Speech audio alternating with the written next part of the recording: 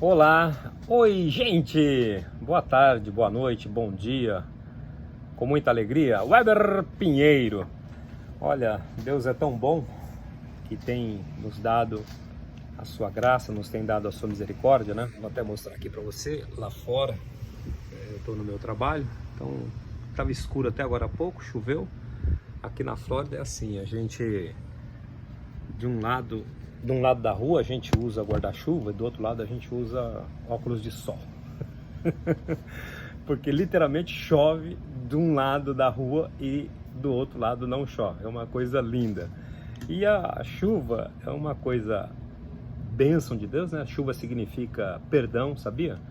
Chuva significa Deus limpando o mal, limpando a coisa ruim, trazendo vida, né? Dando um novo começo.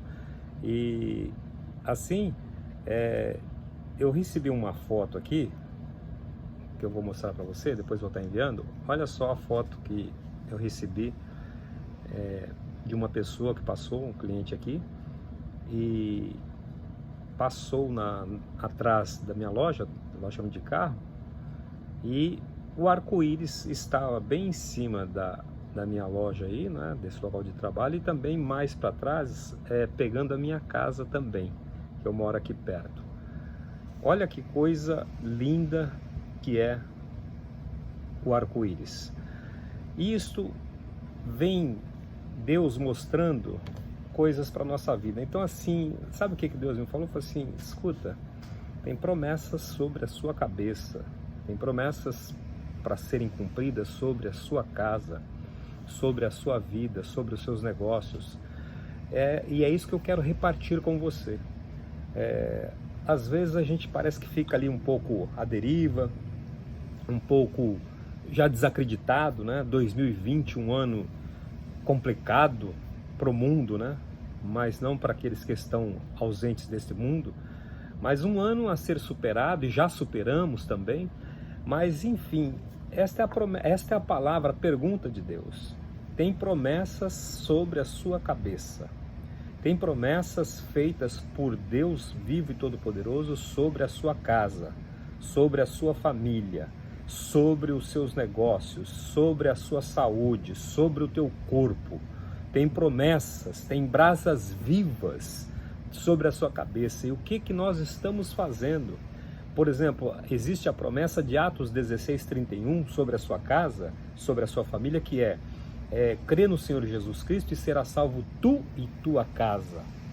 E o que está acontecendo com esta promessa? Será que você tem lutado ou você já desistiu de ver a sua família rendida aos pés de Jesus? Eu tenho visto a comparação daqueles que servem a Deus e infelizmente daqueles que não servem, como que a família vai se distanciando. Quando eu vejo os meus filhos, meu pai entrou com uma Bíblia dentro de casa, eu me converti aos 18 anos de idade, mas eu tinha 7 anos de idade. Bendito dia que meu pai entrou com uma Bíblia dentro de casa e ele fez cumprir essa promessa. Ele falou assim: aqui nesta casa agora todo mundo é crente. A gente teve que se converter na marra. E uma das estratégias que ele usou, que eu gostei na época para ele, quando ele falou, né?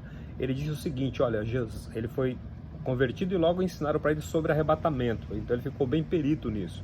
E ele falava assim: olha, não adianta mais fazer nada, Jesus vai voltar. Jesus vai voltar, então não precisa mais comprar as coisas, não precisa, viver basicamente.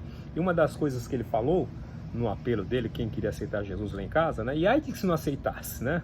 Aí o bullying, a vassoura, tudo, um pedaço de pau, tijolo, que ele tinha na mão ele mandava.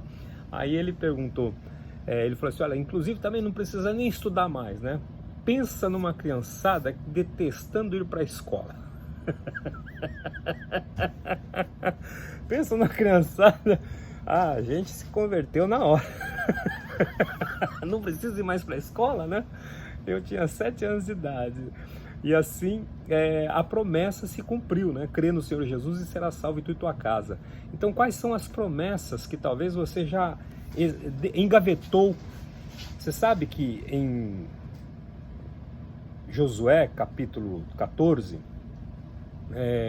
Deus chegou para Josué. Josué já tinha conquistado tantas coisas e Deus falou assim com ele, falou: Josué, eu sei que você e as pessoas, eu sei que você já está se achando e as pessoas estão falando que você é velho. Ou seja, o diabo vem com um papo para você, dizendo assim, não, você já é velho, já passou teu tempo, e essa promessa já caducou. Está repreendido em nome de Jesus esta voz do inimigo. A promessa de Deus não tem tempo de validade.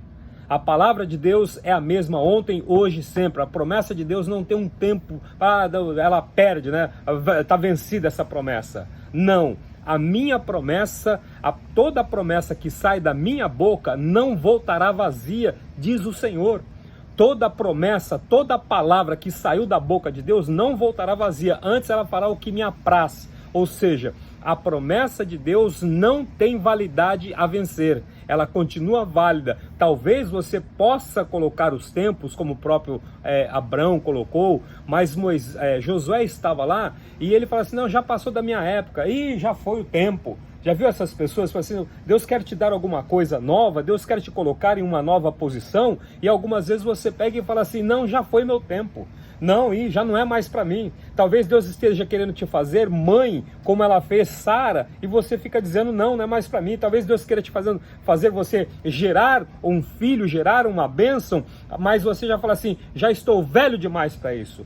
Está repreendida estas palavras. Não permita que o tempo, não permita que as circunstâncias, não permita que nem altura, nem profundidade, nada venha separar você de viver e ter realizada toda a promessa que saiu da boca de Deus envolvendo a sua vida. Promessas de ser bem-sucedido, promessas de estar numa vida saudável, de promessas de saúde, seja lá o que for. A Bíblia contém a palavra de Deus e são promessas. Agora, o que a gente tem feito? A gente não lê a Bíblia, a gente não fica ouvindo sobre aquilo, né? Fica alimentando. Você tem que alimentar. Entre o plantar e o colher existe o regar. Nós não podemos esquecer disso. Quando você planta uma semente até a colheita, tem um tempo que se chama o tempo do regar. Ou seja, você vai lá e fica regando.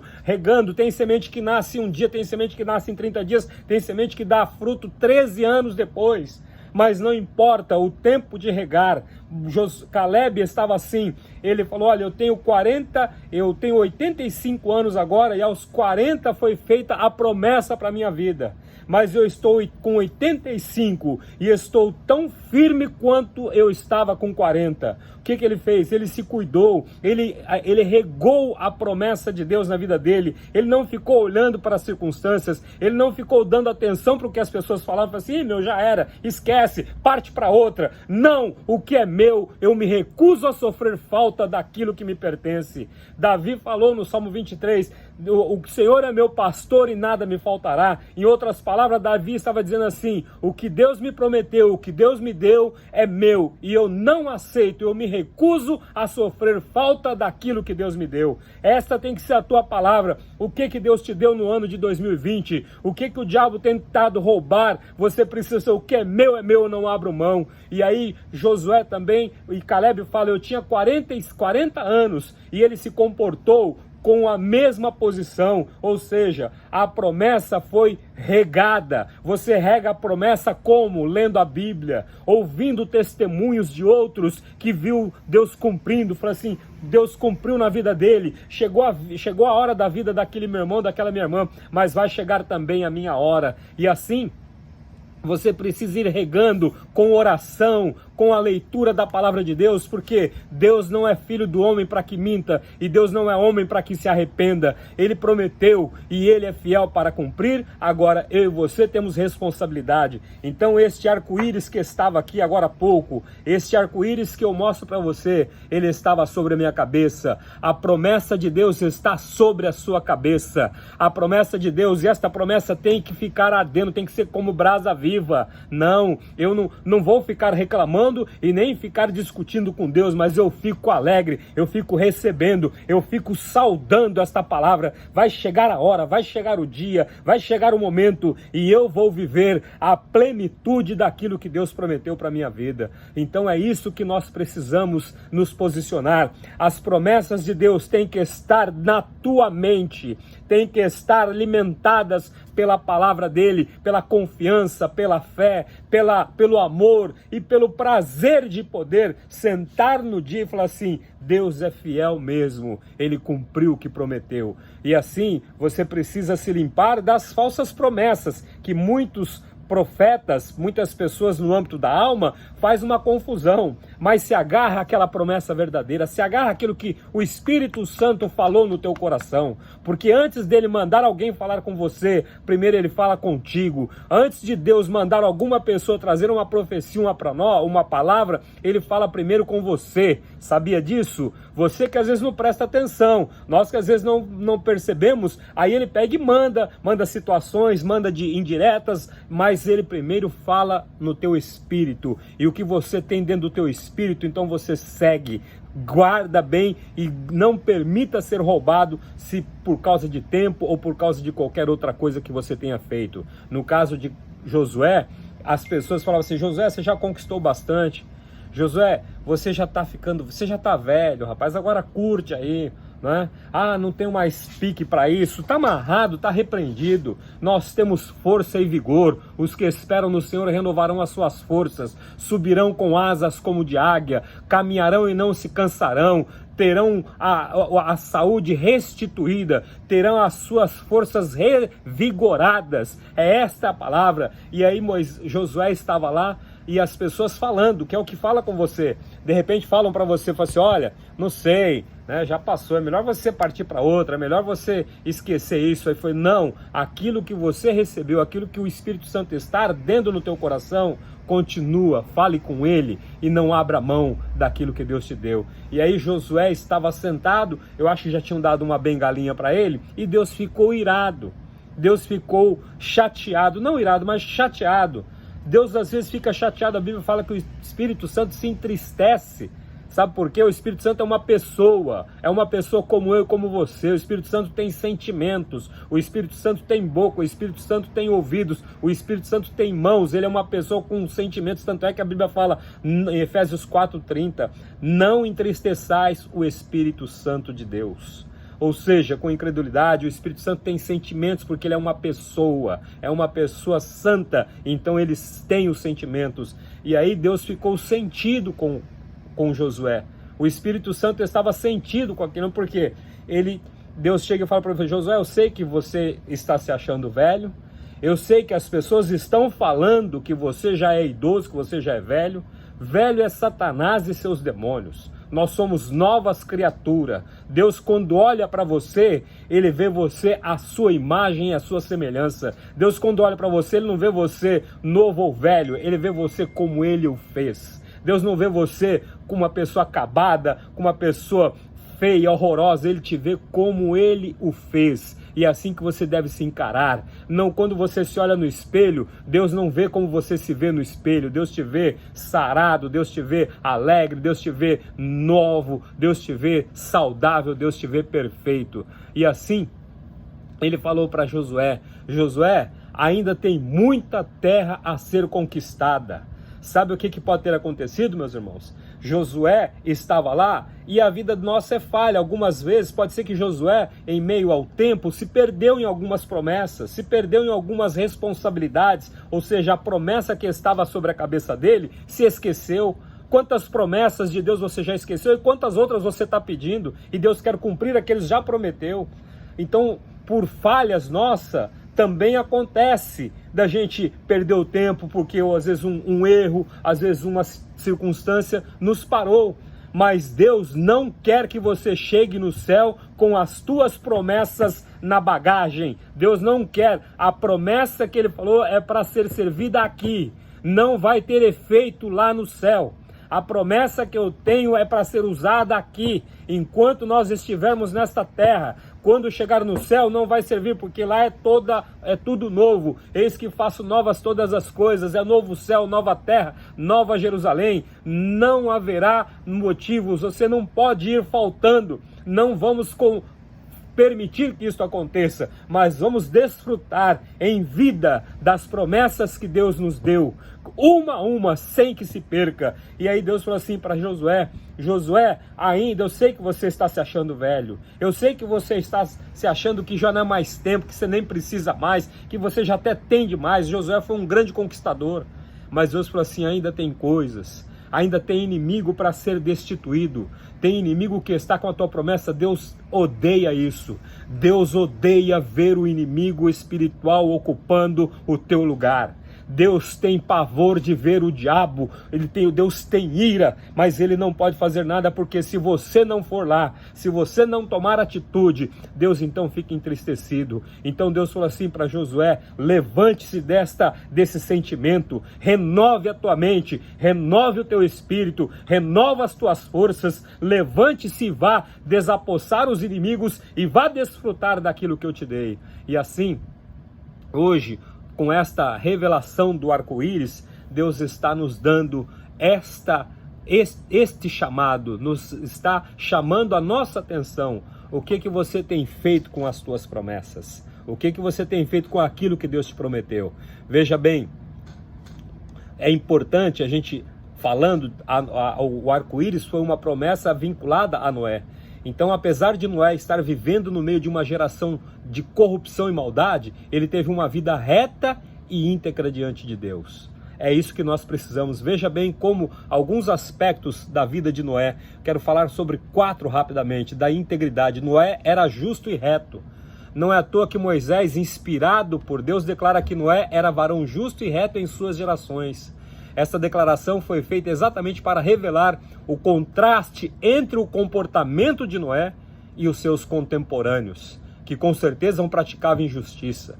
Então, o dia de hoje, Deus está nos chamando para sermos Noé. Ele está nos chamando para a gente nos tornarmos retos e nos tornarmos um contraste no meio dessa geração corrompida e corrupta. Deus está nos chamando para ser assim, diferente. Ele não vai tirar a gente daqui, não é isso que ele quer, mas ele quer que a gente tenha este comportamento. A Bíblia fala que Noé andava com Deus. Andar é o verbo contínuo, ação contínua. Ou seja, é andar em todo tempo, é andar chorando, é andar rindo, é andar se alegrando, é andar tendo, é andar não tendo.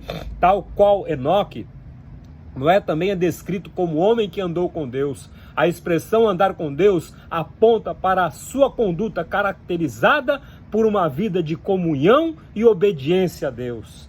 Como que está a sua comunhão com Deus? Como que está a sua obediência a Deus? Noé também era um homem de fé. O terceiro aspecto, a característica dele. Noé era um dos integrantes da galeria dos exemplos de fé. Lá em Hebreus 11 fala isso, né? As pessoas chamam de heróis da fé. Errado, heróis da fé. Não existe heróis da fé. Existem exemplos de fé, porque esses homens falharam. O escritor aos Hebreus, ele diz: pela fé, Noé, divinamente avisado das coisas que ainda se viam, temeu e para a salvação da sua família preparou a arca, pela qual condenou o mundo e foi feito herdeiro da justiça, que é segundo a fé. Então veja, Deus está nos avisando divinamente através dos sonhos, através das revelações. Não ignoremos os sinais de Deus. Noé recebeu um sinal de Deus e ele foi e andou segundo o sinal, segundo a revelação que Deus tinha dado. Por isso que eu tenho insistido com vocês a liberação das revelações. O diabo tem prevalecido contra o povo evangélico, católico, contra o povo em geral, porque está faltando revelação. Nós temos muita informação, nós temos muito conhecimento, mas a revelação é que faz o diabo parar. E assim, quando Noé foi avisado do dilúvio, ele não questiona, ele crê. E por causa da sua fé, tanto ele como a sua família foram salvos da destruição. Que por causa da sua fé, a sua família seja salva de toda a destruição. E em quarto, Noé era uma pessoa voltada à obediência. É incrível isso, não é? A obediência de Noé era sem dúvida uma das principais características do seu caráter. Vemos quando ele obedeceu à voz de Deus, por exemplo, ele foi construir a arca. Depois, ao entrar na arca juntamente com a sua família, ao colocar os animais na arca, ao sair da arca junto com os seus filhos, por 2 vezes as Escrituras afirmam que Noé fez conforme tudo Deus lhes ordenara. Que o Senhor nos ajude a fazermos conforme tudo quanto Ele está nos ordenando. Que não seja mais feita a minha vontade, a tua vontade. Que não seja feita a nossa vontade, Pai, mas que seja feita a tua vontade. E em quinto, Noé era um homem devoto a Deus. Veja bem, ele ao sair de todo aquele problema, de toda aquela situação, ao sair da arca com sua família, o que ele fez? Ele edificou um altar e ofereceu holocaustos ao Senhor. Ele ofereceu, isso demonstra que Noé cultivava uma vida de comunhão, de devoção a Deus, pois o altar era o holocausto que representa oração, adoração e consagração a Deus. Veja, depois às vezes de um livramento a gente relaxa, Depois de uma luta, tem gente que fica aí com medo do Covid, fica até assim, se benzendo, orando, buscando, mas aí depois que passa, volta à vida normal. Não, depois que Noé saiu da tribulação, do dilúvio, ele foi e fez um altar ao Senhor. Noé, quero te dizer, às vezes você fala, mas Noé era um homem tão falível quanto eu e você. Quando Deus, um dia eu estava lendo a Bíblia, em Hebreus 11, Deus falou assim, vira a página. E eu peguei e literalmente virei a página da Bíblia. Eu falei, não quero que você vire a página. Quero que você vire a página, porque assim, a gente lê Hebreus 11, a gente fala assim, quem sou eu para entrar naquele time? Não é assim que você já falou? Ou ouviu alguém falar? Quem me dera eu ser um Davi? Quem me dera eu ser um Noé? Quem me dera eu ser um dos profetas? Você e eu somos a mesma estrutura e temos a mesma condição de vivermos aquilo que Noé viveu. Então, Noé também era um homem falho. Quando Deus me mandou virar a história, eu falei assim, você está achando que esses homens foram perfeitos? Você está achando que você não pode chegar no pedestal deles? Veja aqui, começou a me mostrar quem foi Noé, quem foi Moisés, quem foi Davi. Esses homens tiveram falhas, estes homens tiveram dificuldades na vida também, como eu e você.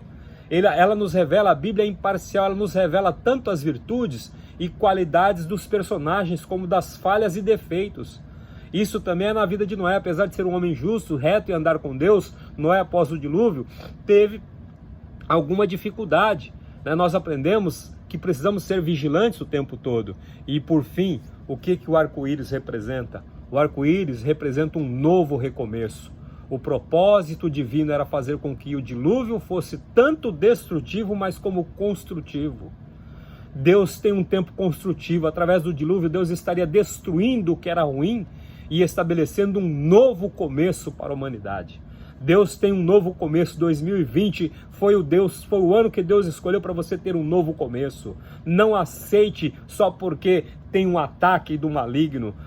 3 coisas Deus fez e 3 coisas Deus está fazendo. Deus levantou uma nova geração. Deus está querendo levantar de você uma nova pessoa, sem as suas manias, sem os seus defeitos, sem as suas explicações, razões. Deus quer que a impiedade pereça dentro de nós. Deus quer que nós afoguemos as coisas ruins, as coisas velhas, as coisas antigas, as coisas de maldição, até mesmo que nos perseguem, que nos cercam ou que você está preso. Tem gente que gosta das maldições, tem gente que fala assim, eu nasci assim, vou morrer assim. Isso é gostar de maldição. Isso significa amar maldição, porque maldição significa o quê? Maldição quer dizer estar preso a alguma coisa. Então, por isso que a maldição é você estar preso à maldição dos pais, à maldição dos filhos, ou seja, o vício do pai, os erros do pai, é chegado no filho. Aí cabe a você a resistir ou não. Veja só, Enoque. Enoque foi o 7º homem a viver na face da terra. E ele pregou o arrebatamento, ele pregou um grande livramento. Mas as pessoas começaram a mostrar para ele, porque olha, os 6 homens antes de Noé, antes de Enoque, o que aconteceu com eles? Eles nasceram, 5 coisas, nasceram, cresceram, casaram, geraram filhos e morreram. Esta é a história das 6 pessoas que viveram antes de Enoque. Mas o que Enoque fez? Ele chegou na vez dele e falou assim, a maldição da morte. Enoque falou assim, não, eu não vou morrer. Eu não vou passar pela morte. Para mim chegar aonde eu vou ver Deus, eu não vou passar pela morte. E ele então começou a pregar o arrebatamento. Arrebatamento quer dizer grande livramento. Ou seja, haverá um arrebatamento conjunto da igreja, mas todos os dias Deus dá um arrebatamento para nós. Veja bem, você está vivo até hoje por quê? Por que você não morreu? Porque Deus te deu o arrebatamento você viveu. Sabe aquele acidente, sabe aquela doença, sabe? Foram arrebatamentos que Deus te deu e você então foi livre da morte. Então arrebatamento significa você ficar livre da morte, você rejeitar a morte, você não aceitar a morte. E assim, o que Enoque fez? Ele foi o 7º homem. Então ele falou, eu vou quebrar essa maldição. A maldição, ela pode bater na tua porta, ela até vem, porque mostrar para ele, não é o túmulo do teu pai ali, ó, tá ali, vamos lá. Olha aqui agora o túmulo do teu avô, depois do teu bisavô, e foram mostrando, mas ele foi irredutível, falou assim, eu não aceito a morte, eu não aceito nenhuma comunhão, não tenho comunhão com a morte. Ó morte, onde está a tua vitória? Deus te chamou você para vencer a morte física, a morte espiritual, toda espécie de morte não tem poder. Então, Enoque foi arrebatado, ele quebrou a maldição. Veja só, a maldição da morte que vinha acompanhando, então assim, morreu de não sei do que, não é isso que tem nas famílias? Ah, o avô morreu de câncer, aí vem vindo todo mundo morrendo de câncer, porque o médico fala, na família tem. Mas o que você faz? Em você fala assim, olha, realmente no meu pai, na minha família tem esse histórico, mas em mim, na minha vida, esta maldição está quebrada, não vai continuar na minha geração. É assim que Deus espera, não é? Enoque foi certo, certeiro, foi destemido. Ele falou assim, eu não vou morrer. Então a maldição que vai, porque na minha família tem histórico, tem esse histórico, é bênção você saber. Agora você fala assim, ó, aqui vai parar. Aqui esta maldição vai parar. Sabe o que Deus fez com as ondas? Sabe o que Deus fez no mar? Eu adoro esse versículo lá em Jó. A Bíblia fala que as ondas são orgulhosas e potentes no meio do mar, nos oceanos. São ondas de 15, 20 prédios, um prédio de 15 andares que vira tudo. Mas Deus falou assim, olha, ondas orgulhosas. Você pode ser orgulhosa lá no oceano, mas aqui na praia eu botei limite. Até aqui você pode ver. Daqui você não passa, por isso que você vai na praia. Aquela ondinha que a tua criança, teu filho, você fica brincando lá, aquilo era uma onda estarrecedora, destruidora, avassaladora. Mas porque Deus deu uma ordem, ela chega lá no teu pé e para. A maldição que está acompanhando a tua casa de câncer, de vício, de droga, de incredulidade, de defeitos, de impiedade, ela tem como objetivo você fazer parar. Você vai dizer, você até aqui veio. Mas daqui para frente você não continua, porque eu vou buscar abrigo no meu Jesus, eu vou buscar a salvação e a libertação. Então Deus estabeleceu uma nova geração, Deus está estabelecendo para você uma nova geração, um novo tempo. E Deus também quer te dar um novo estilo de vida. Ao sair da arca, Deus abençoou Noé e a família dele e deu a ele orientação sobre o modo de vida que eles deveriam viver a partir de então. Desde que você aceitou Jesus, você tem um modo de vida a viver.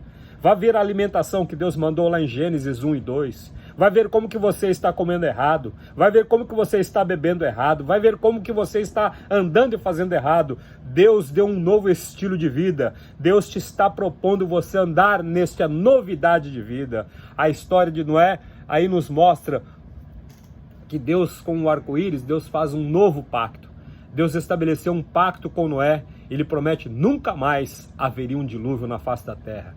Então foi colocado o arco-íris desde então. A história de Noé nos leva a refletir sobre o nosso viver de maneira íntegra em meio a essa geração má e perversa.